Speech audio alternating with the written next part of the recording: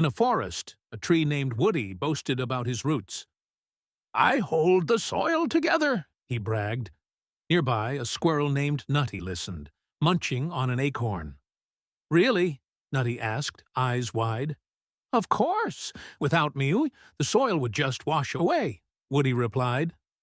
Nutty thought for a moment and said, "So, you're like nature's glue?" Woody nodded proudly. Just then, a gust of wind blew, and Woody's leaves rustled. "Oops, there goes my glue stick." Nutty chuckled, watching a leaf fall. Remember, even nature needs a laugh.